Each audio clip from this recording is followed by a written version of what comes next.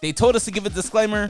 The views expressed on this podcast are those of the podcasters, any guests, and do not reflect any of the management, owners, sponsorships, or employees of thereof.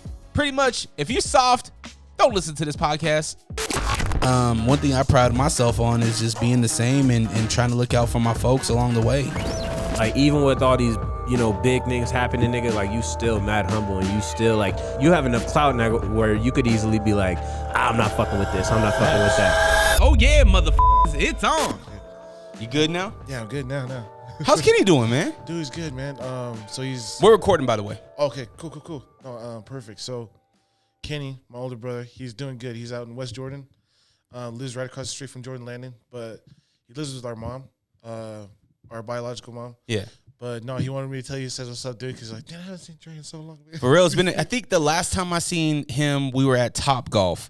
I think it was for Nina's birthday. Oh, yeah, that's right. And I swear he jumped into the back of my car and we drove him to because he was on the far side of the parking lot. Yeah. I think we drove him to his car or something. So I'm glad to hear he's doing good, man. Yeah, no, he's doing good. He did also beat COVID. Oh, nice. He had pneumonia, though, with COVID. Oh, man. So he had to, pretty much was laid up for a month in the hospital. Damn. But they had to pump his lungs out with fluid, or from all the fluid that was in his lungs. They had to pump it out. So pull that mic closer to you. Yeah, get up right up on it, man. I want people to. Yeah, you can adjust it. You can. You know what I mean, bend it. There you go. Yep, loosen that. There you go. There we go. There you go. I for those of you that don't know, Kenny, or even my guest right now, John Martinez. He's a brother of mine. I feel like when there's something special about Cottonwood High School. For sure. We went to Cottonwood High School, and you're a year younger than me. Yeah, I graduated 2009. Okay, so 2 years, because I was 07. So there's something about that school. There's something about the alumni from that school. No matter what, it's always good vibes. It's always like I'm looking out for this person no matter what. If they're doing something, I'm sharing it no matter what. There's just something about that. So I just wanted to preface that real quick. But your brother that you're talking about is Kenny, and he beat COVID. For those of you that don't know this guy, he is a big dude. Like, he's a healthy guy. He's not somebody that I think would have a difficult time with with COVID and stuff. So to hear that he struggled through it, but that he beat it, man, I'm glad to hear that. Yeah. No, yeah. He's always the one type of person that doesn't drink, doesn't smoke, keeps out of trouble that way. But at the same time, it's like, you can still be a big dude and COVID can drop you. Yeah. It doesn't matter what size you are. It can drop you on the spot. And it's such a weird illness. It affects so many people so many different ways. But I think that overcoming it, that's like I did it. I did it. Hey, let's go. And you achieve a next level of whatever it is in your life, man. Sure. But I appreciate you coming in, man. And you made time for me this morning, where it's a Saturday morning early, and you're from out of town right now, man. Where are you living? So right now I'm in between Fort Worth and Dallas. So it's called Euless, Texas. People in Texas call it useless. I'm not sure why, but I saw a sign the other day that said, have a fabulous day. So I'm going to just keep calling it fabulous. Yeah, there you go. But yeah, Euless, Texas, there's a big Polynesian community out there. Really? Both, Tongan and Samoan. But it's also because there's a Trinity High School, Christian high school that's out there too. That's kind of a big impact on the football community out there. So that's also, I feel like, the reason why there's a big Polynesian community out there is just because of football and sports. But also, I'm not sure why, but it's kind of like how Salt Lake City has a big Polynesian community, and certain parts of the West Coast has big Polynesian communities, but Polynesians like to stick together, Yeah. So I'm out there, but I'm also knocking door to door, doing the solar thing, helping residential. But at the same time, that's where I'm staying out there. Are you liking Texas? Dude, I love Texas. Yeah, if you can't tell, I gained a bunch of weight because of Texas, man. So, good food? Dude, great food, man. I can't complain. Yeah, that's the dangerous part about it, is just all the food over there. So it's food, the heat is different. Man, over here in Utah, I can bear the heat over here. Yeah. Whereas Utah, or in Texas, it's like, as soon as you step outside, it's tough to breathe. It's really. It's dang. Is it dry? Is it a dry heat like out here? No, it's humid. Oh, really? It's super humid. Well, I shouldn't say super humid. Like Louisiana and Florida, that's That's super humid, but it's still got some humidity with in Texas. Both states that you come from as well. You traveled to Louisiana. You were living in Louisiana for a while, weren't you? Yeah. I was with the former head coach of ours at Conway High School, Cecil Thomas. He was coaching out there, and he wanted me to be the offensive line coach to go out there. Well, let's back up just a little bit. For those of you that are looking on YouTube, you're probably like, this dude don't look Mexican. This dude does not look Mexican. It's the biggest Mexican I've ever seen. John Martinez. So look, you mentioned that Kenny's with your biological mother, so you're adopted. Mm-hmm. Were you like born adopted? Yeah, adopted from birth. And then my mother, my biological mother, Nia, said, "Hey, if I adopt my son, there's only one condition with it. He has to know where he comes from. Mm-hmm. He's got a big family, so even if he had a closed relationship, there's so much family that's around him that he'll eventually find out who his father and who his dad, his brothers and sisters are. But that was the one condition that my mom told my adopted mother. God bless her soul. She passed away. This will be 5 years passing, but yeah, I think without my adoption, I definitely wouldn't have gone places without being adopted at birth for sure. So you're adopted. Does your brother get adopted with you? No, Kenny still has the Kaufusi last name. Okay. But yeah, I have Martinez as my last name. Okay. So then, this is in Utah. You've always been in Utah? Yep. Born in Arizona, moved to Utah when I was 3 years old. But then at that point, the rest is history. Then went to school out in California and all that kind of stuff. So, and then you went to Cottonwood High School. Yep. That's where we met. Seawood, yep. Seawood. You were a star athlete in high school, man. And that's one thing that I've always loved about you. Like, you were that. In my experience, you look on TV and like the star athletes, like the jerk, you know what I mean? Shoving kids in lockers. Yeah, right? I feel like there was always like cliques in the movies, but at Cottonwood, that's why I say that it was a very special place. I never felt that. I always felt like everybody was welcome. Yeah, either one of us could just walk into a crowd and be like cool with them. Yeah. Whether if it was like the cholos or like the nerdy kids, or it didn't really matter. It was just like we all kind of vibed, which is very rare for a time. But I feel like, maybe it's our generation, but I don't know. Maybe it's just the loving aspect of like, hey man, they're going through the same stuff I'm going through. They're coming from the same place I'm coming from. So it's like, why not be friends at the end of the day? What was that? What was your experience like being that star athlete academically, going through the stuff that normal teenage go through? Like, how was your high school experience? Well, so originally I was supposed to go to Murray High School, but the coaching staff over there just wasn't vibing, just wasn't clicking with them. So Cecil, the head coach for Conwood at the time, pulled me aside and was like, "Hey, I want you to come play with me." And then that's when all the other characters started to pop in, like EC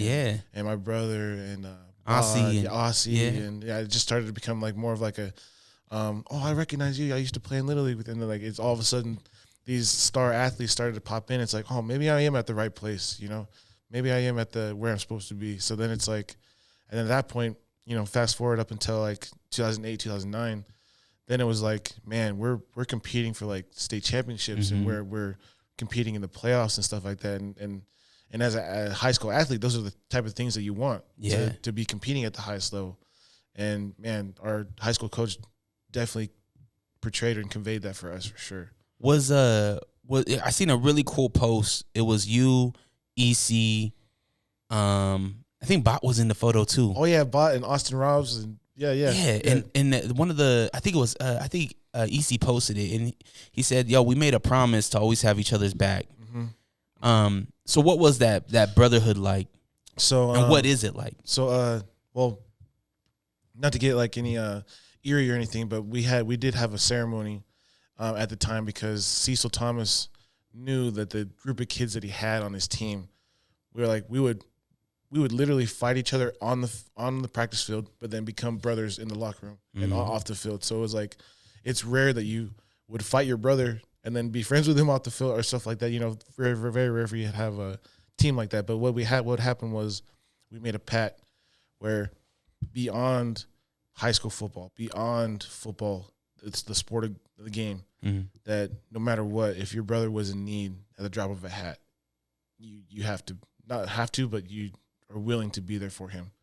Whether if it's like the ups and the downs, like obviously everybody's there for the ups, right? Yeah. Like you're winning, of course everybody's gonna be there for you, but it's usually the lows when you need a friend, when you need your brother to always be there with you and beside you. And I've always had that, and I'm very grateful for that because that's something that's like you just can't take away from. You can't write the script on stuff like that, you know. So and I feel like that's where our age group, 2008, 2009, where it just clicked for us. Is like, man, we're not just teammates. Like we're brothers outside of this. Whether if you want to get religious, like brothers under Christ or anything like that, but it's like, man, we're all one heartbeat. It's like you can't beat stuff like that. Yeah. Are you sick of podcasts that just interview people with the same questions and gossiping nonsense? Are you tired of hearing about what's wrong with the world? Can you locate your nearest orphanage? Who cooked the Last Supper? R.I.P. Mr. Potato Head. Seppuku Harakiri.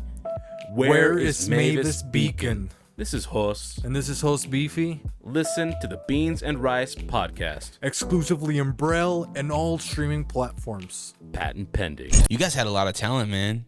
Yeah, that too. A lot of talent. I feel like that. I mean, obviously, I think it started with that 04 or 05. You know, like Stanley and those guys, Alex Kate, really big athletes, man. Never got a state title though, right? No, there was no state title. Got to the state championship, but never got a state title. Damn.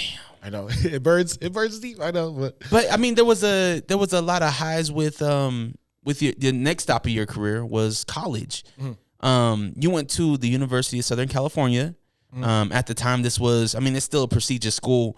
Go Trojans. Yeah, no. Yeah, go Ducks. Go Ducks. All day Ducks. But so you're in high school, man. At what point do you start getting offer letters and colleges start saying, "Hey, we're interested in you"? So that's another thing that's really cool, that I feel like is special because kind of rewind it kind of all the way back to like 8 years old. So I'm not sure if you heard. I'm sure you heard the name Ron McBride. Coach of course. Mac. Coach so, Mac. Coach Mac coached Coach Pierre. Was Coach Pierre at Conwood during your time? Mm-hmm. Running back coach? Yep. Okay, yeah. He coached. Coached Cecil Thomas and coached a bunch of the great Utah Utes. So being adopted on my Kafusi side, he coached everybody like Jason, Doug, Henry. Those are my uncles on my biological side. But what happened was he set a foundation and pretty much put his values and his attributes into Cecil, which then Cecil, being our coach, put his attributes and his personality, because you, as a player, you take on the personality of your coach. Yeah. And then it just went full force into us, and then it just kind of bled into us. And I feel like from that point, being that athlete, I got offered my first offer from University of Brigham Young University when Bronco Mendenhall was over there. And my second offer was from Kyle Whittingham when he was at University of Utah in 2008, 2009. But what was funny was they made the offer letters a different date to be like, oh, no, we offered John first, if that makes sense. Yeah. And then, so my first two offers were from Utah and BYU sophomore year. My second offer was from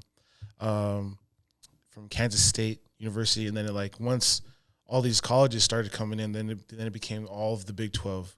Then it became all of the ACC. Wow. Then it became most of the Big 10 and some of the SEC. And like the LSU's, Florida when Urban Meyer was over there. Yeah. Les Miles when was at LSU. Coach Weiss at Notre Dame. Yeah, and then Chip wasn't there at Oregon yet, but no, it was it was a great time to just be a college athlete at that point. But I do give props to Stanley Havili because he was the one that brought in all those coaches. Mm-hmm. And then once from then on, it was like the stars must have aligned because I became the third All-American that came out of Conwood. Wow.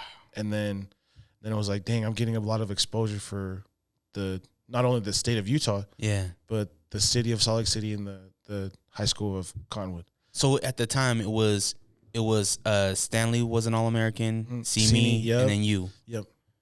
Yeah. Wow. And you were offensive line. And I was offensive line. Yep. Okay. And Stanley was fullback, running back, and Simi was a big defensive lineman. You know, Simi was my first enemy and friend at for real? Conwood. Yeah. So when I sidebar, when I first moved back to Utah, I went to Conwood. It was 05, sophomore year, halfway through my sophomore year, and Simi, just being the big goofball he is, tease me, Oh, just man. being a goofball. You know what I mean? Okay. But he's teasing me, right? And at the time, I don't know if you remember Toa. Toa was Stanley's year. Yeah. Oh yeah. Yeah. Those guys, they used to tease me. Not necessarily Stanley, but see me big time. And finally I was just like, man, I don't got no friends. I don't know anybody. I'm not gonna let this dude pick on me no more. He might kill me, but he's not picking on me no more. Foot down, I put my foot down. I was like, what's up, man? We're gonna fight or what? And then right there, he's like, man, I'm just kidding with you, man. And we just became best friends then on. And then it just made it 10 times better that he was going to Oregon. So heck yeah. So All-American, man, you're starting to get these offer letters. Did you have any dreams or hopes? Like, did your mom and dad ever be like, hey, college is a real thing. We want you to go to college. Do you have any interest in college? Yeah. So they my adopted side, they were alumni to the University of Utah. Okay. So of course, being Utah Utes fan growing up, they wanted to be like, hey, stay home, be close to home and be close to family. But one thing that also, other than Stanley Ovili, had his influence to go to USC, but one of the biggest things that I thought in my mind at the time, which was, I guess, not as common for a high school kid, but it's like, man, a lot of these people are sleeping on Utah athletes. So what my thought was is like, well, if we keep sending kids from Utah to go out of state, then it's like, well, dang, there's a bunch of kids coming from Utah out of state. Like, there must be talent in Utah. Like, there must be like kids that are like top star recruits, like maybe not 5-star, but like 4-star, 3-star recruits. And then I feel like that's when the ball and the wheel started turning for a lot of coaches. Is like, man, if we want a big guy that's fast and athletic, we have to look at all these Polynesian kids coming out of Utah. So that's one of the reasons why I chose USC, is because I wanted to put Utah on the map.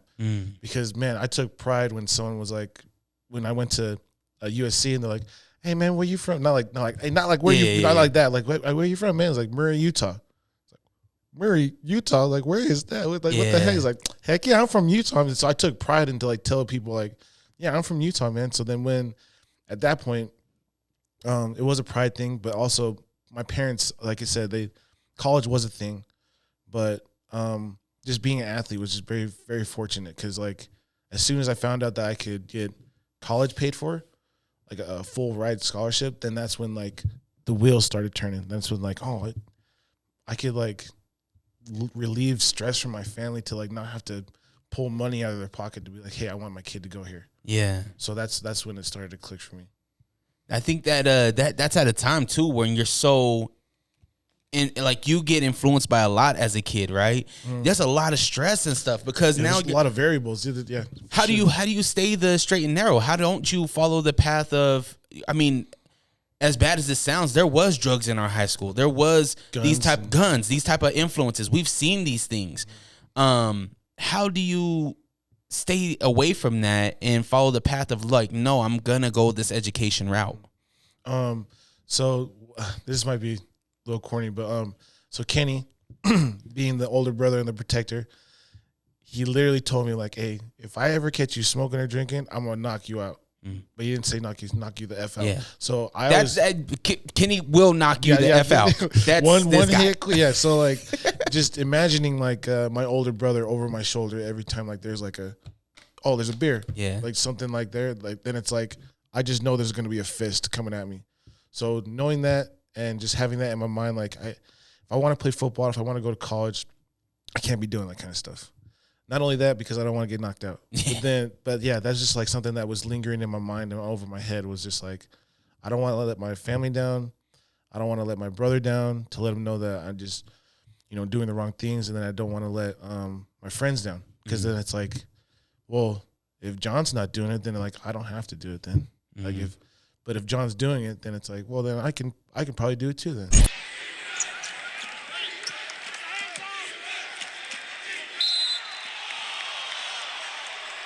Ref, time out. Hey everybody, my name is Daniel. I'm the admin of the Jazz Nation social media pages, and of course a lifelong Utah Jazz fan. And now I'm also the host of the Jazz Nation podcast. And I'm Will Wonder, lifelong Orlando Magic fan. Whoa, hey, relax. And co-host of the Jazz Nation podcast. Each week, check in with us to hear all things Utah Jazz related. Scores, predictions, player movement, and everything in between. We will also have some really fun interviews with current and former Jazz employees and players. Once again, that's the Jazz Nation podcast. Find us wherever you stream podcasts. Bye-bye. So you knew that you were influential even at that early age? Yeah, well, yeah, I could just tell just because, like, I could just tell. Like, you know, well, it first started when, like, working out extra, doing, like, extra credit workouts, like, staying, like, do our main workouts and then staying an hour after. And then, like, a little bit by little bit, like, guys wanted to be a part of the extra hour workout that I was doing. And, like, after practice was over, I'd stay an hour after practice and just kind of what I would do is do push-ups every 10 yards, and I would go back, sit-ups every 10 yards, just kind of go back and forth, just like extra credit stuff. But then it got to the point where like half the team was doing it with me. Wow. And then EC's dad, Hui, he would also implement like a bunch of speed work after that. So it's like, even though the work's done, there's still more work to do. And that's when I feel like, it's like, man, like if I can do this, I know my friends will be with me. So it's like, we're all doing this together. And then we're all trying to be better.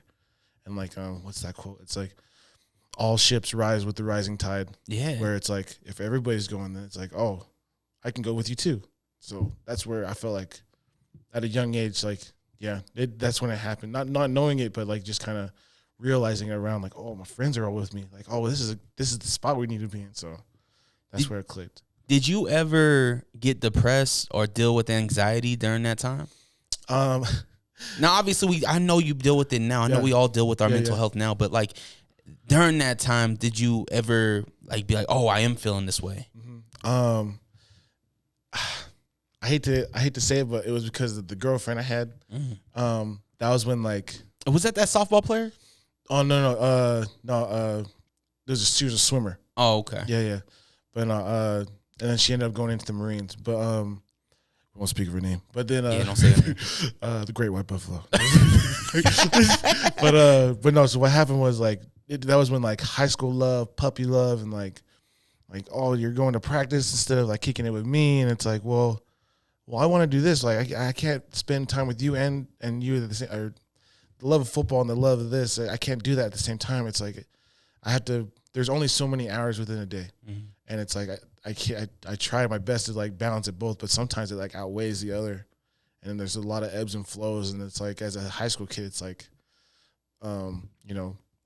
emotions and trying to realize those emotions are real and trying to like figure it all out for yourself. And like obviously talking to your older brother helps, but like there's only so much that he can help me with because it's like. Because, your older brother's always going to be like, oh, then leave that girl, man. Just leave her, man. Yeah. But then it's like, oh, man, I love her, man. Yeah. So it's like a lot of stuff like that was going on in my head. But that was me personally was going on. So, yes, anxiety. But it was more so of like trying to show out, but like not like, but like in a way that's like, I'm going to make her proud or so, I don't know, something like that, but also make my family proud. So there's a lot of stuff that was just going on that way. That was like making my emotions and anxiety going up for sure.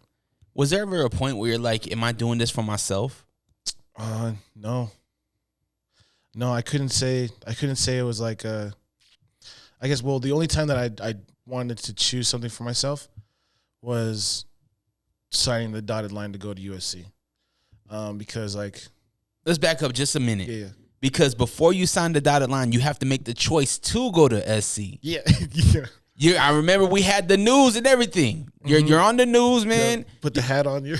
So this is the picture I want to set for people. If you haven't seen when these high school athletes, top recruits, they set a whole press conference and they have the hats lined up, and you get to choose your top choices, right? Mm-hmm. What were your top choices? So at the time I had USC, UCLA, and LSU. But remember, all these other schools have made you offers. You narrowed it down to these schools. Mm-hmm. Yeah. It was mainly because, well, UCLA, because I felt like it was just like one of those schools that like, at the time, now I'm a Bruin hater. But at the time, it was just like, man, UCLA is like one of those like prestigious like schools that you would think about like in Hollywood and like actors and all that kind of stuff. And then LSU. So at the time, they just barely got done winning the national championship with Les Miles, and Les Miles is a great coach. And also Cecil Thomas also lives in Louisiana, so Cecil also had some influence on that. Just because he had family out there, I could be family. And he's always wearing an LSU shirt. Yep. Always. Go Tigers, baby. Yeah. And then USC obviously had Stanley over there, but then Pete Carroll. And I think the tipping of the seesaw for me, what happened was. Can I also paint the picture of you have teammates that are getting recruited as well? Yes. So you have brothers. Kenny's getting recruited. Yep. Easy's getting recruited. Yep. And both went to Cal Berkeley. Yep. Both of them went to Cal. You had an opportunity to go to Cal too, right, with these guys? Yeah. Like we would have almost had like, man, Cal would have been blessed, but we would have almost had like a 3-for-1 deal if all three of us would have went. And Cal, their program, this is coming off of Beast. Beast Mode was just exiting. Javid Best. Yeah. Yep. Like, they have a cool established university. They have a cool program. So I just want to paint that picture as well. So. For sure. No, yeah. And then, where was it going with this? But no, then, the tipping of why also I wanted to go to USC was because Pete Carroll, his son, Brendan Carroll, was the tight end coach. And then Pat Rule was the offensive line coach. They all three of them came to my house, had dinner with my family. And Pete Carroll literally looked at my mom in the eyes and said, hey, I'm going to take care of John for the next 5 years. And he already knew I was going to redshirt, and then the rest 4 years I was going to be at USC. So, like, having that person be in my house and, like, having dinner with my family and, like, just telling my mom straight up, like, hey, I'm going to take care of your son. Just trust me. But then, obviously, life happens, and then he ends up going to the Seahawks in 2010. So – but yeah, it was just the fact of like the genuineness of what Pete Carroll could like actually do for somebody, like a kid. Like I saw that, and I saw that going into my mom's eyes, like, hey, this is real. And like at that point, that's when I felt like it was kind of a no brainer at that point. Did mom make dinner that night? Mom made dinner that night. What'd you guys have? Dude, what did mom feed the crew? So we had what was pretty much like lasagna, spaghetti, something basic. Yeah, something, but it was from scratch from her. So garlic bread, cheese bread. Yeah, that was like kind of like a specialty that she made. My dad was also a big person in the kitchen too, so both of them helped out. I used to always see your dad at school. Yeah, yeah. Always. I might just run into him. I'm like, yo, what you doing here? Dude, you can't miss that white hair. Yeah. And it was always a mustache for me. Yeah, the white mustache. Yeah, he had the mustache. So Pete, he makes the promise to moms. Obviously, Pete gets an opportunity to go to the NFL. Yep. These things kind of happen. What's your thoughts, man? Because this dude promised your mother, you, your family. He's leaving now. Are you having doubts? Are you having second thoughts about being with this program? No. So that's another thing that's super cool that you brought up was they gave us the option to leave. Like if you want to go to other universities because of like the sanctions and all the NCAA violations from the Reggie Bush scandal. Because this happened was that 07, 08? That happened. Yeah, with Reggie Bush that happened. And then the consequences happened when I got there. So even if you guys won a national championship, you wouldn't win a national championship. Yeah. Or like we wouldn't even be able to be bowl eligible. Yeah. So, that's what it is. Yeah. So like we wouldn't even be able to have the chance to go to a Rose Bowl. We would just have an early Christmas break. For how many years was this in place? 2 years. So halfway through your career, you don't even know if you're going your full 4 years. Yeah. You don't even know. Like something could happen where you have a great year and NFL's like, yo, come to the draft. You know what I mean? These things could happen. Or injury or something. Yeah. Life happens. But you choose to stay. But it was because of the teammates and also because like I remember I put a Facebook post out about this, but it's like, no, it's like I came here to be a Trojan, so I'm gonna leave here being a Trojan. Regardless of the coaches, because players are the ones who eventually make the team. Coaches can come and go. Yeah. The players are the ones that like make the team for sure. Were you scared to go to California, to move, to leave? Your mom's, your dad? It's a little bit, but a part of me was like super excited. A little bit like I think it's hard. It's tough to say, but I think I was more so on the lines of like, man, I'm about to go on my own. This is all me, all by myself. But then like a tiny bit was like, but there's no family. Mm-hmm. There's no like, my dad was really good about like waking me up at like 7 o'clock in the morning so I can go work out or 6 a.m.s and stuff like that. So like, I'm not gonna lie, the first time I woke up in the dorm room, there's just like I woke up by myself and I was like, dang, there really is nobody here but me. So that was like when I had to like figure it out and like routine and figure out like things that I had to do on my own. And it was like it was kind of tough because like I graduated as a young senior, so I was 17 going into college, and being a 17-year-old hanging out with all these like 23, 24-year-olds from all over the country, too. Different cultures, different ways of doing things. Yep, different ethnicities, all that kind of stuff. So it's like really, I'm really on my own. But I had to figure out like the guys that I wanted to hang out with and stuff like that too. So that definitely made an impact. So you're in college, you get the dorm room. Do you guys have like your own offensive dorm, or how does that work? So it was all based on freshmen. Didn't matter what position. So it was like 4 people to a dorm room, 1 bathroom, and 1 huge living room. So my first roommate, his name was Simeone Vekite. He ended up passing away. Rest his soul. But then it was Kevin Green and Jarvis Jones.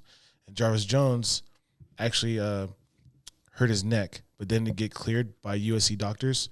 So he transferred to the University of Georgia, where he's from in Georgia, ends up going to the Steelers. Wow. But that was one of my roommates. And Kevin Green ended up going to the 49ers from Oakland, California. And then Simi's from Hawaii, or from Tonga. Came from the islands, went to Hawaii, and then went to USC. Wow. Yeah, those are my roommates my first roommates back in the day. Was there any freshman hazing? Did you ever get hazed? Oh yeah. Well, it was more so of like yeah. I'll tell a couple of stories. So like don't get nobody in trouble now. Oh no. These are like really cool, or not really cool, but just good hazing things. Like no one got like wedgies or stuff like that. But it was more so of like so the first one, the offensive line hazing. They made me put a dip. Like tobacco dips. Like, all right, freshman lips. Like everybody got all the freshmen got to take a dip. Now, was it the packed one or was it loose? The long cut. Yeah, it was the Copenhagen long cut. I remember that. So I put mine because I'm not gonna lie. I did playing baseball. Yeah, I did the pouches. Yeah, so it wasn't like outrageous. So like I did it, and everybody's like, okay, John's got it. And then my buddy Kevin Graff, he was like. Dude, yeah, he was like, I don't want to do it. I was like, dude, just do it, man. Just do it. I promise you'll be fine. And then he did it, kept doing it for like maybe like 30 seconds. Then all of a sudden, projectile vomits. And we're like, oh, I was like, oh, dang. We were like, oh, Kevin's out. Dang. And then another freshman hazing thing that was pretty funny was they made all the freshmen have to take care of the ball. So that was one of the rules. It was protect the team at all times, no whining, no bitching, no complaining, and protect the ball. Mm. And that was one thing that Pete Carroll told the freshmen, is like, hey, there's the ball, freshman ball. If any one of these upperclassmen takes the ball, you have punishment after practice. Ooh. So, and it's like not only on practice, but in life. So like the seniors could go in your dorm room, take the ball, and then if you show up to meeting without the ball, then it's like freshman punishment. Oh. So like you could literally be walking to class, have the ball, and be like, take the ball. Jump you. Oh yeah, no, like for real, it's like just come out of nowhere. Like you could be in the bathroom with the ball and just be like, oh, swipe, and then just gone with it. It was just crazy, just because like at that point it was like the freshmen tried to hide the ball, mimic the ball, like, oh yeah, this is the ball, and really not be the one. And then like, yeah, it was really tough trying to get the rookie ball into the meeting room. Leaving high school, what star were you? What were you recruited at? So I was a 4-star recruit. I was the second top recruit out of Utah. Xavier Suafilo was the first one, and I was the number 1 center in the country at that time.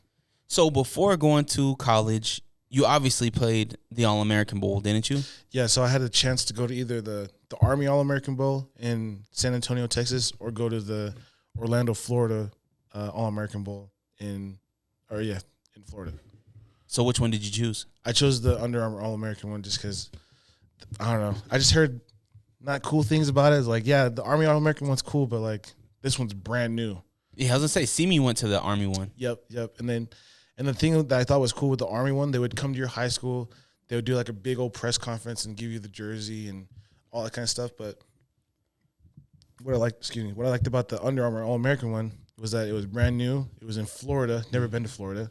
Besides Fort Lauderdale when I went to the Gators for a camp. But then Cecil Thomas also got the offensive line job to coach the offensive line. Oh, did he? Yeah, so he was our offensive line coach for the All-American Bowl. That's huge. Yeah. I didn't know he was the coach. That's dope.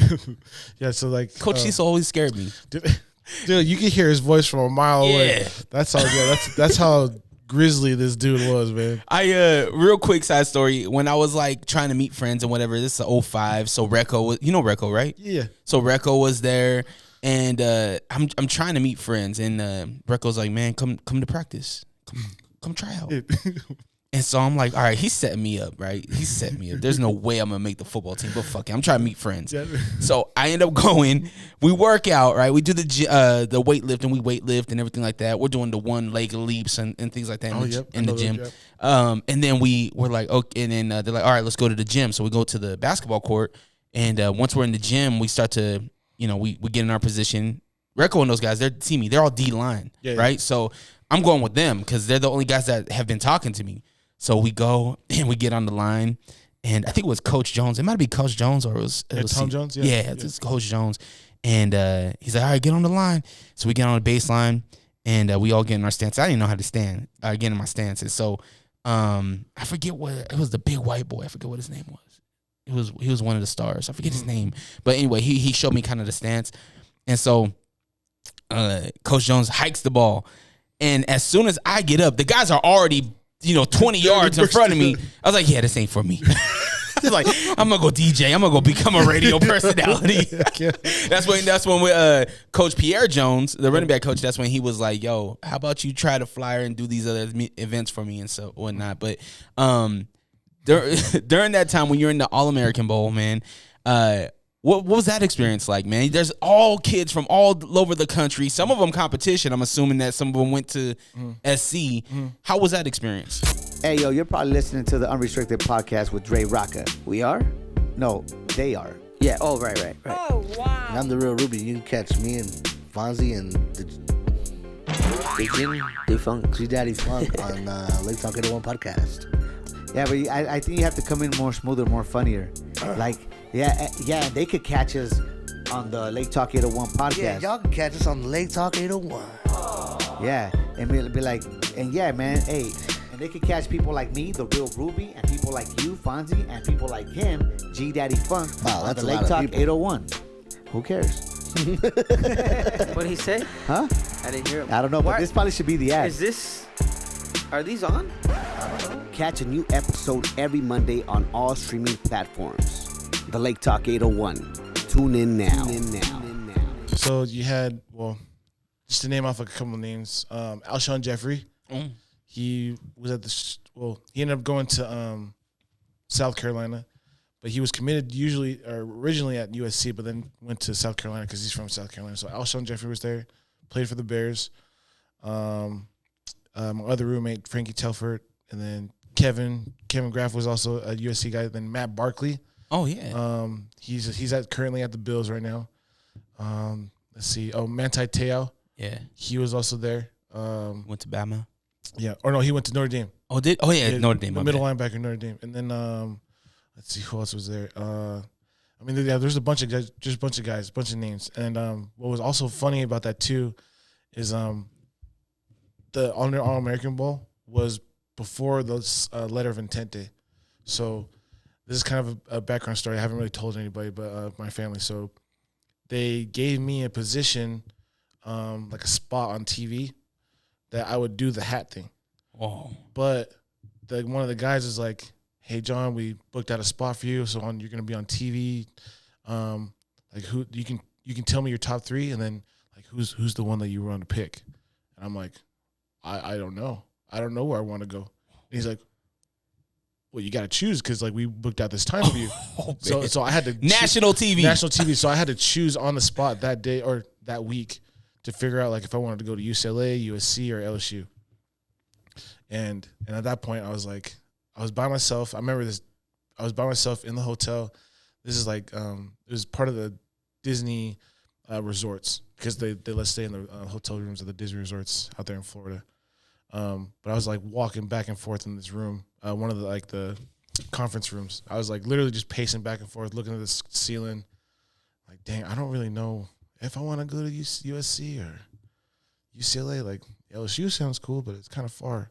You know, I was thinking of all those thoughts, and then I literally called my mom and my dad, and it was at that point they were like, hey, like whatever you choose, like we're with you, like, and that like. Oh man, I was about to tear up.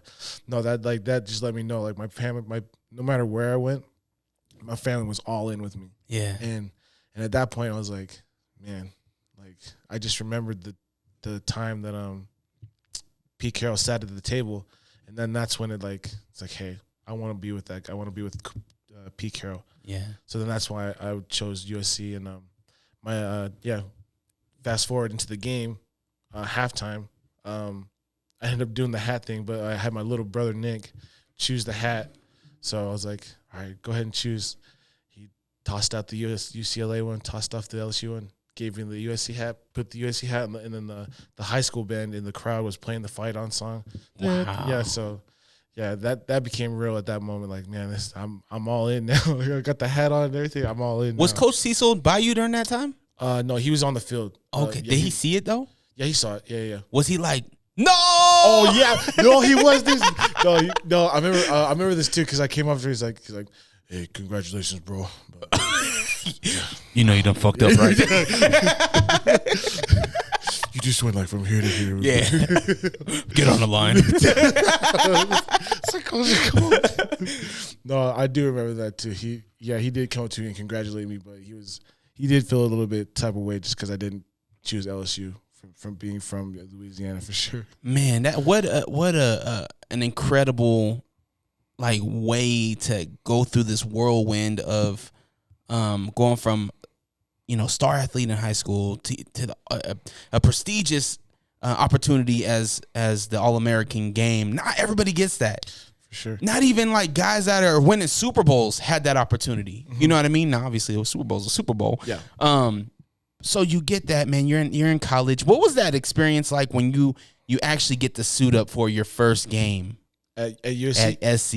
So because you redshirt your first year, right? Mm-hmm. Which means you're just kind of hanging out. You're learning the program, practice, but don't play. Exactly. Yeah. You're helping these other guys try to get to where they're going next. Scout team. Yep. Yeah. So I'll never forget this. So the first time I suited up was when we went to Ohio State. But we went to go to the Horseshoe, and man, that was literally, I didn't plan it, but till this day, other than Otzman or Oregon Stadium. Oh, Autzen Stadium. Autzen Stadium. Yep. So other than Oregon, greatest stadium in the world, by the way. Debatable.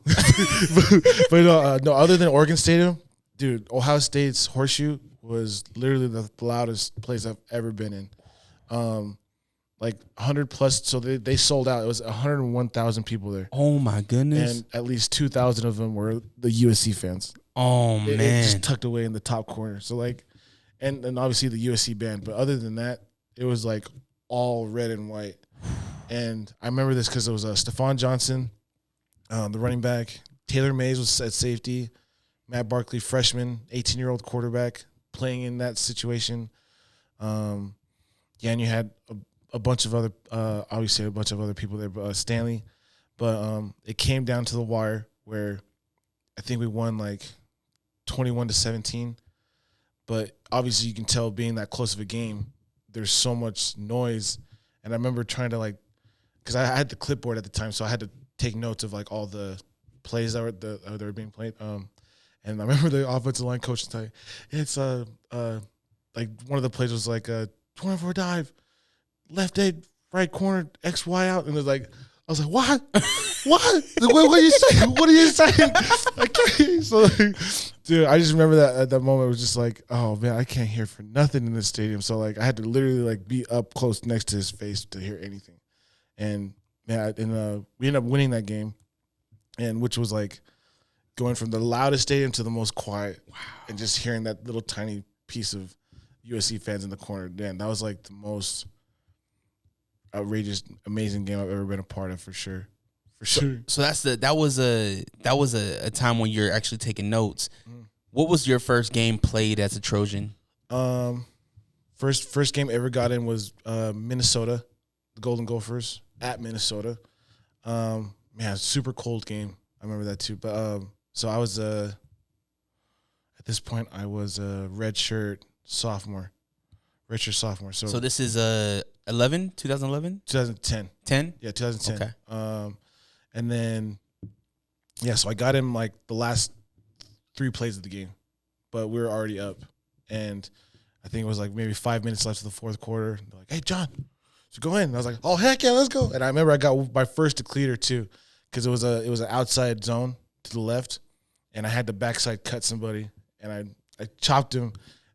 You know, guy ended up falling down, got a decleater. And I remember jumping up like super hype, but the play was still going. Oh. And I was like, yes. Oh, shoot. I was like, oh, shoot. Dude, yeah. Man, I'll never forget that game. Yeah. And then when the next game that I played in, like the kind of same thing, was versus Cal. Mm-hmm. When Kenny and EC were over there. But Kenny was he wasn't suited up. He just had his jersey on. But Kenny was DN, wasn't he? 3 D tackle and DN. Okay. Yeah. So he played both. So did you ever play against your brother? Did you ever? We did once. So a couple of times actually. So it was this would have been 2011 at this point, and redshirt junior. So then and I'm playing right guard, and Kenny's playing right D end. So like I'm in my stance. I don't have my hands in the dirt, but I'm in my stance looking at him, and he looks dead at me like too. It's like what's up? Well, what's up there? And then my right tackle, Kevin Graff, the one that he was my right tackle, and then he looked at me and looked at the DN. He's like, "Do you know this guy?" This is happening right before the snap. Wow. Yeah, this is all happening. It's like, you know, this guy's like, that's my brother. He's like, oh shit! Oh shit! Dude, yeah. And then at that point, then the ball snapped, and I just remember like, you know, making sure the nose guard doesn't get to the quarterback, but I'm like setting back, and then Kenny gets past the right tackle, so I had to kind of backside help, but Kenny just lets the biggest like push into my chest. I just remember this is like, just takes high school football back like to a whole different level, because now we're in college, and now we're getting like film. This is on film. This is our resume. So I'm like, I'm not trying to lose to my brother. Yeah. So it's like, I don't want to lose. So then like at that point, it's just like, man, play after play after play. It's just like, man, yeah, you just can't experience that anywhere else. It was just super special. But on that moment, on that field, man, you guys ended up winning, obviously. Yeah. Yeah. Probably about like 40. Yeah, I think it was like 31-13 at that. Yeah, I remember a couple of those games. Yeah, it was at the San Francisco Giants stadium, baseball stadium, because Cal Berkeley's field was getting renovated, so we played in the outfield of the AT&T stadium, which was cool because the locker rooms were huge. Yeah, I remember all that. I mean, this is dumb thing, but like in the showers they had like little razors that people could shave. I remember shaving. Oh, wow. I remember like, oh dang, this is nice. I was like, oh, this is cool. Did you? I remember a photo of the Polynesians within the team. Yeah. What was there like a special group that was it? What was that about? Well, or was it like a heritage type of thing? So I mean, well, like I said before, Polynesians love to stick together. Yeah. And there was very few. We're like the last of the Mohicans over at the USC. So there's like probably like 5 of us. But other teams like Cal and obviously Utah and UCLA, they had like probably like 10, tens of like 12, you know. Polynesian guys in the team, and we only had like maybe 5 or 6. Wow. And then once they gave us the sanctions to like leave, it ended up being like 3 or 4. Wow. And Stanley and me were one of them. But yeah, I also got a lot of flack. It's like, your last name's Martinez, man. You're Polynesian. And then I had to like give them the whole spiel. Yeah. But yeah, there's like maybe 3 or 4 of us. Do you remember any specific games or any specific times that your parents came and watched you play? Oh yeah. So like, well, I'll never forget this. So, the team gives X amount of tickets to like every game. Mm-hmm. You get more for home games, you get less for away games. And what the upperclassmen would do is if there's someone from Florida or from someone from out of the state that doesn't have anybody coming, we'll ask for their tickets. And I ended up getting 50 tickets for the USC versus Utah game at Rice-Eccles Stadium. Wow. And that was when I was a senior, and that was the last time I played Utah. This is 2012. So this is my redshirt junior year. Robert Woods and Marquise Lee and everybody was there. But yeah, that was the time when I had like 50 tickets, whole family. Pretty much, I had a whole family section for me in the crowd. But I'll never forget that moment because I literally remember looking up in the stands and I saw like that whole section, and we're at that part of the game we're like winning at the time, so it was just really cool to like see. This is bad to say, but all the Utah fans like quiet, yeah, and then seeing my family just like standing up and like cheering for me, and I could like look in the crowd and just see them. That was like one of the biggest. And my mom was there, and dad and cousins and friends and childhood friends, and everybody was there that was able to make it. So that was like one of the most like really, really cool moments. Just like kind of like when you put all that hard work in, and then like just to see it like, oh, I can like bring my family here. Yeah. Like I can bring my family with me to stuff like this. Like that was like a really good moment for sure. Fulfilling. It sounds fulfilling. Yeah. Because it's kind of like the, what do you call it? The fruits of your labor. Yeah. That was when I started to see all the fruits coming together. Like, dang, like, because if you go somewhere and you can't bring your family with you, then it's like, it's kind of like, well, for me anyways, it's like kind of meaningless. Yeah. Because was the beast, Marshawn Lynch said it best, is if you want to go fast, go alone. Mm-hmm. And if you want to go far, go together. Yeah. And all that meant was just like family first. And if you could take your family with you, then like at the end of the day, that's like, dude, that's what it's all about. So that was like one of the biggest moments, was just like seeing my family up in the stands for sure. That's amazing. That game, yeah. Did you guys ever play a bowl game? So that was another thing. So 2011 season, we beat everybody out, lost to Stanford, lost to Andrew Luck. Mm-hmm. But we were projected to go to the Rose Bowl. But since we weren't bowl eligible, because you guys won the Pac-12 South, right? Yeah, we won the Pac-12 South, and then we weren't able to go to the Pac-12 championship, which I think it was like, I want to say Oregon and UCLA had to beat Oregon twice. Yep. Or something like that. And we weren't able to be a part of that. So, and I think Oregon went to the Rose Bowl that game, or that year. Against Ohio State, I believe. Yep. We lost. And Knesset never let me live it down. Freaking. Yeah, but that was like one of the things where it's like, man, like we put all, like I felt bad for the seniors because it was like we literally could have went to the Rose Bowl and potentially got a ring. Yeah. But it was something that we weren't even a part of, that was the consequences. And like, yeah, I could just see it on the seniors' faces, like, man, like they just didn't want to leave because they wanted to see the fruits. They wanted to see like all the progression, like all the work they put in, and it was like they couldn't. Yeah, obviously their clock was clock was timed up. And USC, did you guys ever have alumni come in and mentor you guys? Like previous. Yeah. Like maybe like a Troy Polamalu or anything like that come by. Well, yeah. Oh, yeah. We had like a bunch. So, just kind of ran off some names like Anthony Munoz. One of the All-American offensive linemen there. One of the first Hispanic players that was like All American, I want to say. Troy Polamalu did come by. Junior Seau came by before. Rest in peace, the legend. Yeah, rest in peace, Junior Seau. But he came by. Keyshawn Johnson, Steve Smith, and a bunch of other characters. Yeah, Lindell White. Like there was guys that came by and tried to like, you know, shed light on the younger guys to like, hey, like, this is what I did. Like maybe you should probably do this. Like to kind of like give some pointers. Yeah. But it was never like in the sense of like to step on anybody's toes, like coaching wise. But they did come to like our meeting rooms, and they would be in like the film sessions and like stuff like that, and give pointers and stuff like that. But very, very, very few throughout the years for sure. Did you ever, at a point, you know, you're exiting college, was there a point where NFL was an option?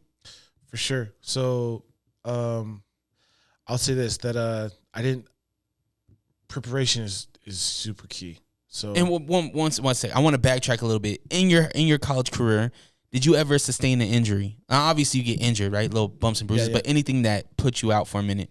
No, I was blessed to like not have like surgeries, no tears, no nothing. So like the only things that was hurt, like obviously for a lineman, is like your hands, and then your ankles and knees. So like I was very blessed to like only have like ankle sprains and like messed up fingers. Mom spaghetti. It's Mom spaghetti. That's what it was. Mom spaghetti kept you right, man. But yeah, no serious injuries. That's super, super cool. Okay, so then you had then now you're looking at the NFL. You graduate college. We're looking at the NFL now. So graduating, I did got my degree, and then going into the NFL, I went back came back here home to Utah to work out and get ready with John Madsen, former Utah Ute, went to the Oakland Raiders, but was underneath Urban Meyer. Won I want to say it was a Sun Bowl when Pittsburgh played Utah in the Fiesta Bowl. So he was a part of all that. So I went back to John Madsen, got prepared, got all ready, and then it wasn't until pro day. So I ended up doing. So I was like 335 pounds at the time, probably the biggest I've ever been, and not the fastest, but I ended up running like a 5.3 40, and which was like super kind of slow for me, but I was super strong at the time. I ended up doing 42 reps on the 225 bench. Holy smokes! And then that was like a big thing too. Not the highest jumper. I think I got like 27-inch vert, but it was And then I mean, let's be honest. You don't have to jump as a lineman. You ain't jumping. This is the power. Get him back, man. No, for sure. And then did some good drills for the coaches, for the scouts over there. And then when draft day came, I didn't get drafted. Ended up going free agent. But what happened was Pete Carroll was the head coach for the Seahawks. And he literally called me after that last round of the draft, gave me a call. I had his phone number in my phone already, so it was one of those things that's like, why in the heck is Pete Carroll calling me? Would you have his name saved under? Is it just Pete, or did you have it Pete Carroll? Oh, it was Coach Pete. Oh, okay. Yeah, Coach Pete. But I saw it was Coach Pete, and I was like, why would he be calling me? And then it just like clicked, like, he wants me to be a Seahawks. So like, so I instantly picked up the phone. He's like, hey, what's up, coach? And he's like, hey, Johnny, what's up, man? He's like, oh, nothing, man. Just like got done watching the draft. He's like, yeah, me too. It was just, man, long day. And then blah, blah, blah, blah. And then at that point, he was like, got down to business. He's like, hey, Johnny, just want to let you know we're looking over some stuff, and we think you'd be a good part of the team. So how would you like to be a Seahawk? Wow. And I remember the first words came out, I was like, hell yeah. I was like, hell yeah, coach. And then he's like, where do I got to be? So then instantly. So are you alone at this time? Oh, no. So I had my dad and my mom all with me. They're like their faces was like, oh, what's he say? What's he say? So when your phone rings, yeah, Coach Pete Carroll on the phone, yep, the family, everybody sees what's going on. Yeah. And they see you having this conversation. Yeah. And And you're like, hell yeah. Yes, yeah, yeah. I didn't have it on speaker, but I had it on my phone. But when I said hell yeah, like instantly, my dad and my mom were like, "Oh, that's the code for let's get to it," you know? Yeah. And then so I got the workout. So I wasn't like on the team. So I got a workout from the Seahawks. Was there for like a week.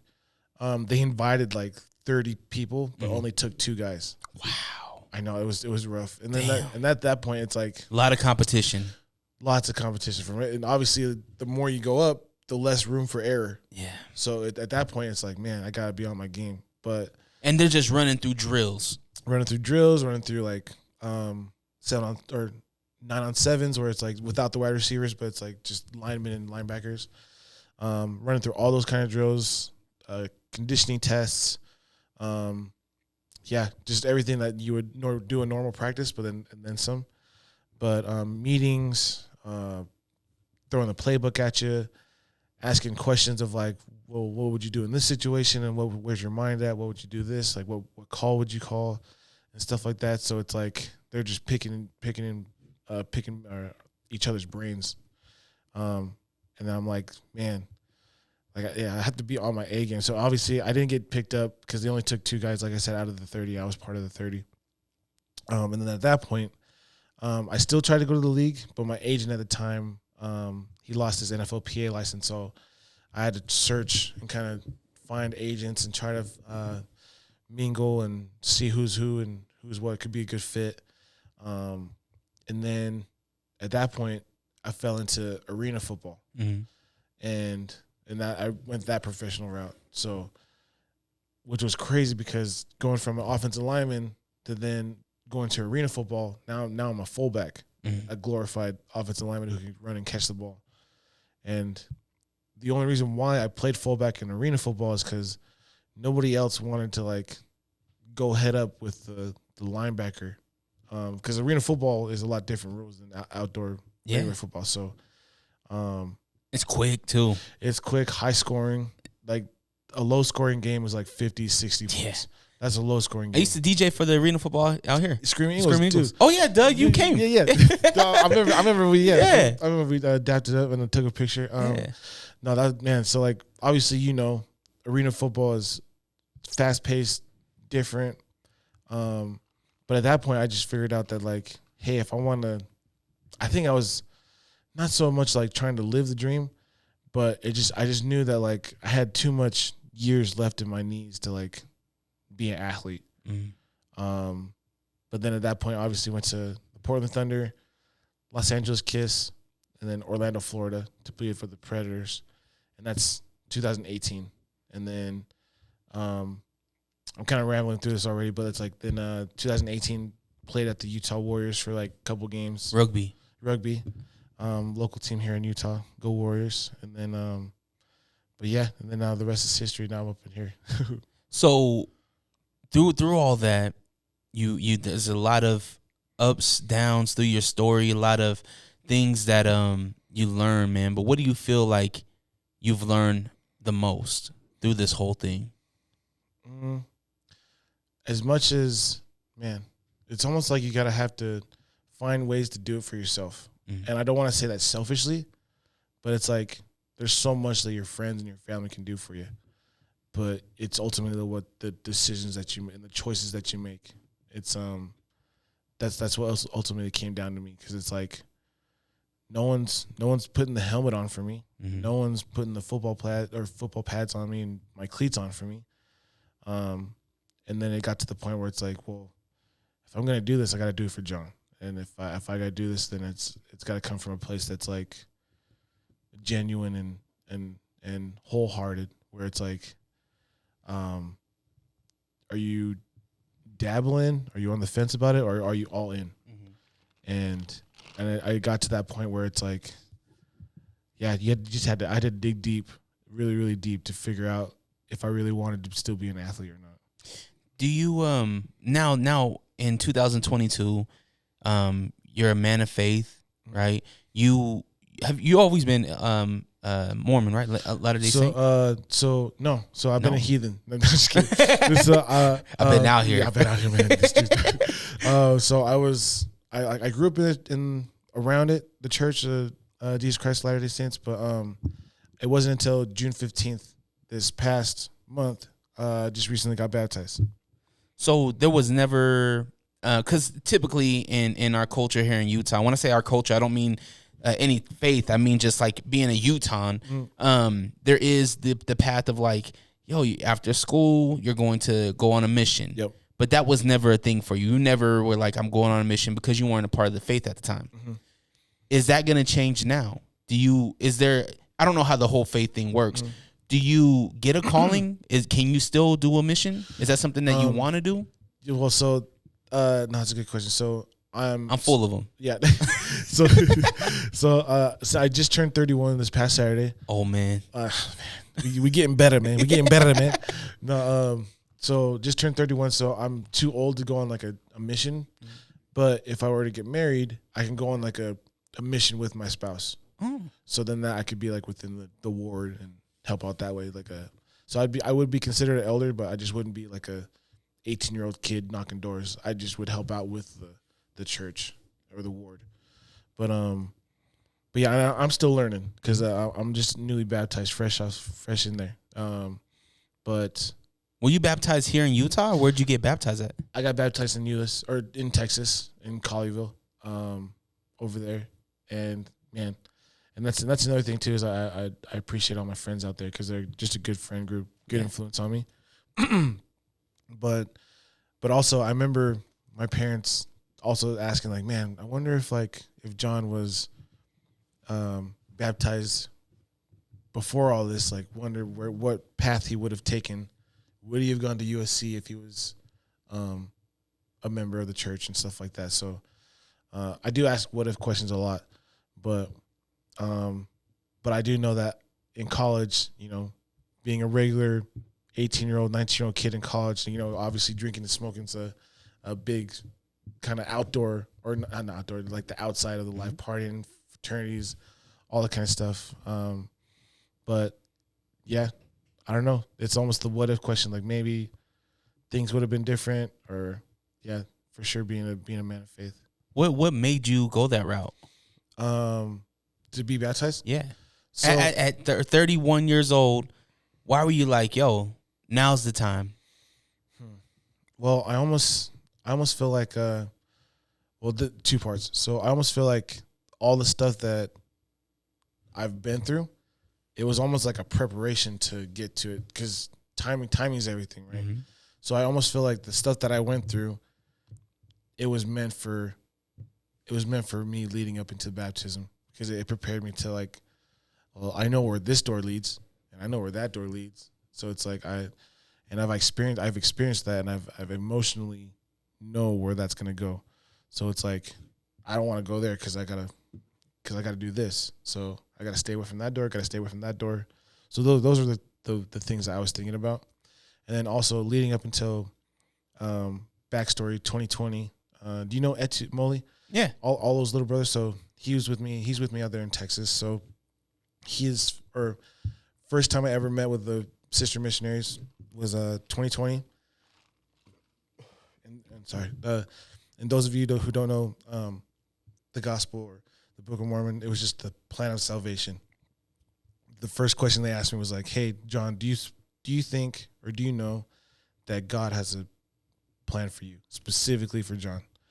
And I was like, well, I never thought about it like that, but I knew that God had a plan for all of us, mm-hmm. but I never had like a plan for like me. And then the next question is like, well, what's something that you're looking for or seeking out of this? And for my mom passing away, it was the question of like, hey, am I going to see loved ones? Am I going to see an afterlife after this? Am I going to see friends that have committed suicide but did it in a way that's like, am I going to see all those people? And is it going to be like true? Is it the truth? And they told me the plan of salvation, and I've done some soul seek. Like I said, what you put into it is what you get out of it. So I was doing that for me, not doing it for anybody else. So, So 2020, fast forward up to 2022 up until now. Met with the elders out in Texas, Elder Christensen, Elder Anderson, and Elder Finlinson. They taught me the plan of redemption.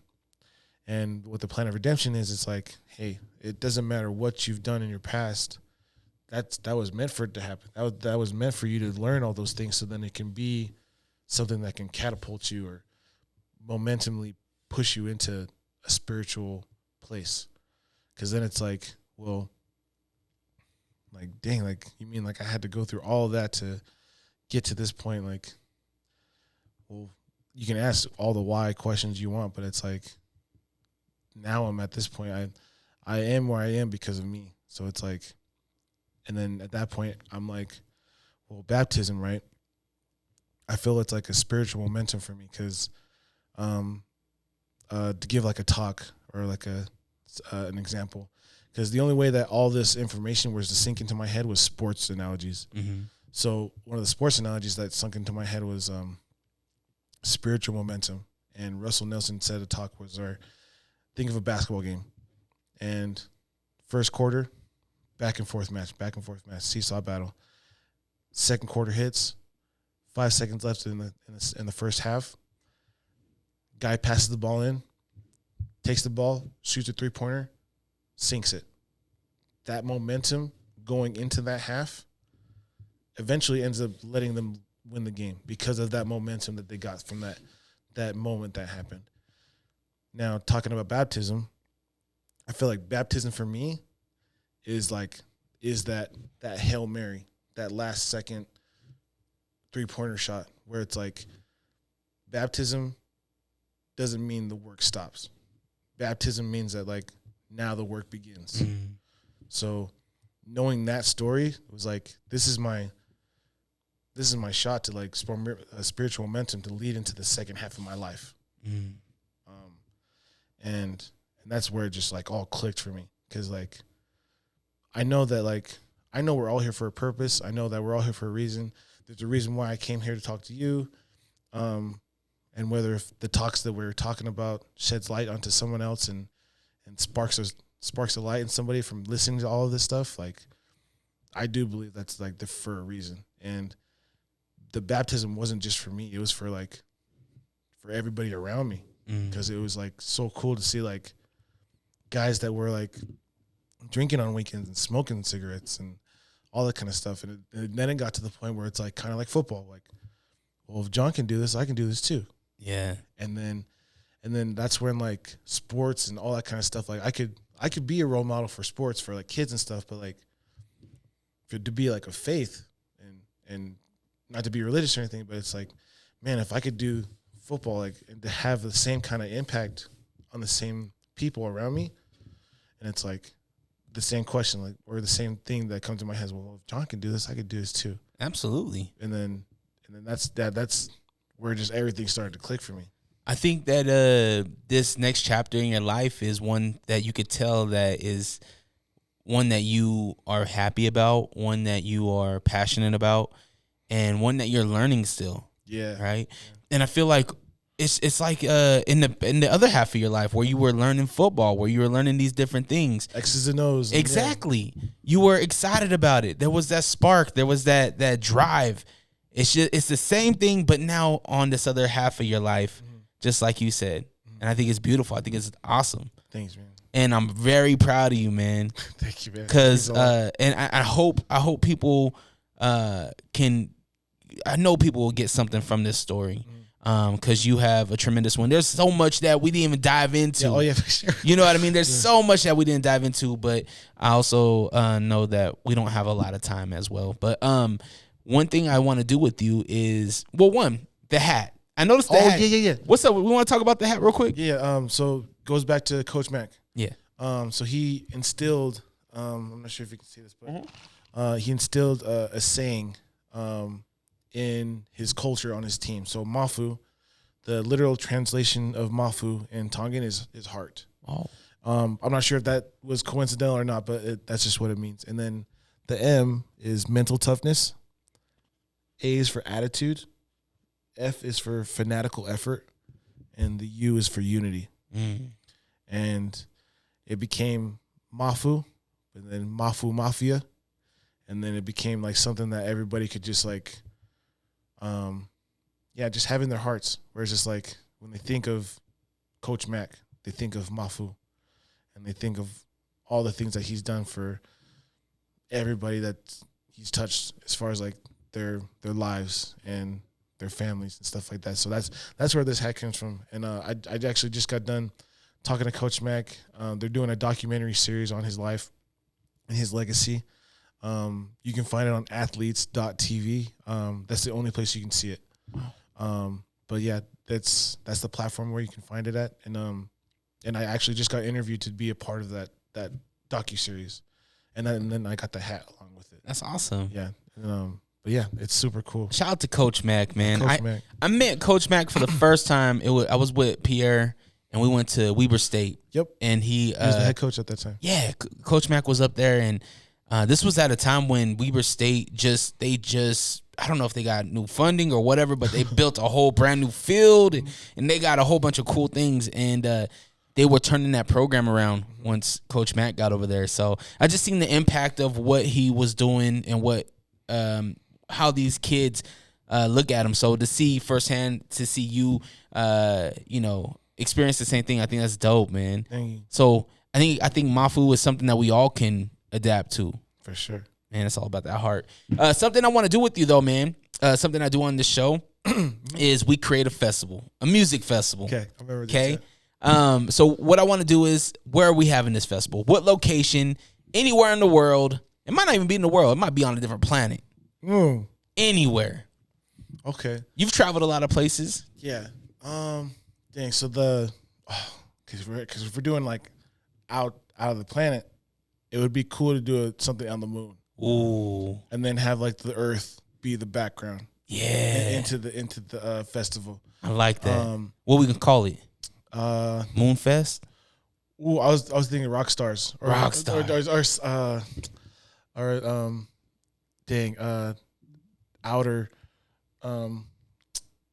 space. Or the Moon Rock. Moon Rock Fest. Okay, Moon Rock Fest. I like that. Okay, we've had a problem here. This is Houston. Say again, please. Houston, we've had a problem. We've had a main beam undervolt. Roger, main beam undervolt. Okay. That's one small step for man. One giant leap for mankind. Unrestricted podcast listeners, we are going intergalactic. Make sure you get these Moonfest tickets right now. Moonfest.com. Do not sleep on it. This is the concert of the century. We out of this world, baby. Let's do a host. We need a host who's hosting Moon Rock Fest. Not Chris Rock. Or it could have been just with the theme. Chris Rock, Moon Rock. What about Buzz Lightyear? Ooh, okay. I haven't seen the new movie yet, but I would think Buzz Lightyear would be dope. So Buzz Lightyear, okay. He's hosting. Who's the DJ?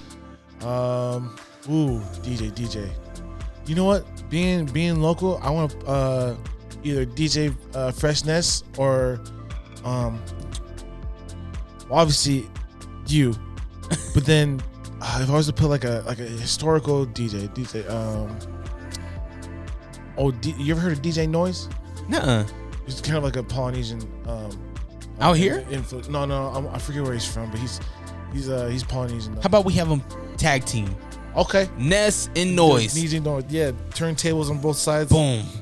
Buzz Lightyear on the mic.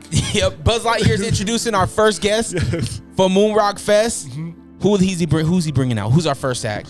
Dang. One of the people that I've always wanted to see is Freddie Mercury. Oh. Or because Mercury. Yeah. Outer space. Oh. Yeah. That's perfect. So Queen. Yeah. Oh yeah, Queen. So we get with Freddie Mercury, Queen come out. Yep. Ooh, yeah, no gravity, so everybody's just floating. It's like everybody take your seats. Yeah. Okay. So we have them. We need another act. Who else we got? Another one I wanted to always see is Bob Marley. I've always wanted to see a Bob Marley concert. Bob Marley and the Wellers? Yeah. Okay. I think that'd be perfect. Yeah. I was, those this is my past life. Put a spliff in the air on the moon rock. Yo, this is my past life. That's hilarious. All right, so we have Freddie Mercury and Queen. We have Bob Marley and the Wailers. We have our DJs. We have Buzz Lightyear out there.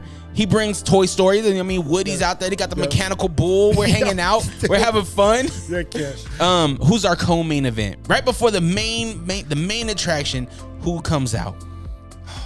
I feel like I might get some flack for this, but I feel like Kid Cudi would be. He had the Man on the Moon. That's where it came from. Yeah, that's a great album. That's a great album. Pursuit of Happiness. When the sun comes up, I will never say what up in the morning. Heck yeah. Okay. So he comes out. Who's our main event? The main event of the evening. Dang, I feel like Queen would be the best one to leave it off on, but well, maybe we can move them. Maybe we move Queen to close with Freddie Mercury. Now we need the opener then. We haven't had no women on the card just yet. Okay. So I think a nice.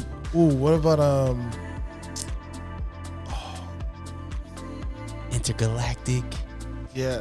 Oh, okay. What about like Eve? Ooh, okay. Eve, let me blow your mind kind of thing. Yeah. Okay. Hey, I rock with Eve. I think Tambourine is one of my favorite songs from Eve. Okay, let's go. So Eve opening up the show would be incredible. Heck yeah. I tried to play some music here, but it looks like it's not even working for me. But cool, man. We got our Moon Rock Fest. Yeah. What year are we doing this? Intergalactic. So we gotta do like 3026 or something. Yeah, I was about to say somewhere out there. Sponsored by Tesla. Or in Kobe at 2424. Okay. There you go. In our Kobe. 2424. Yep. John, man, do you have any socials or any events that we should be looking out for?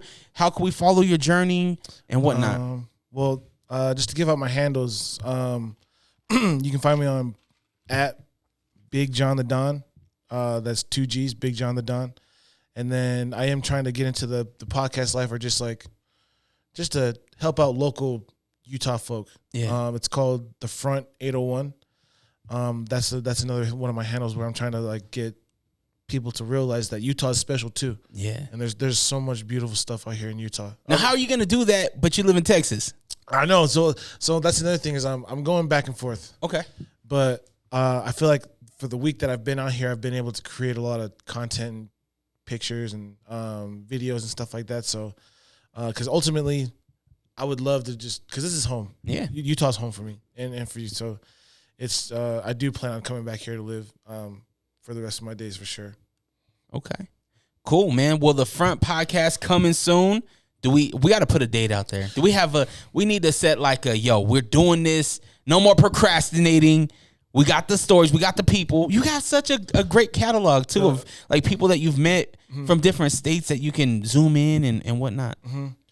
Dude, I would love to get to start by the like New Year's of 2023. Okay. So like the January or something like that. Yeah, you got a few months. Yeah. Because I have accumulated a bunch of like the equipment and the gear.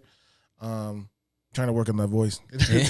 but you'll find it. Yeah. You'll find the voice. You'll find the timing. You'll find all that the more you do it. For sure.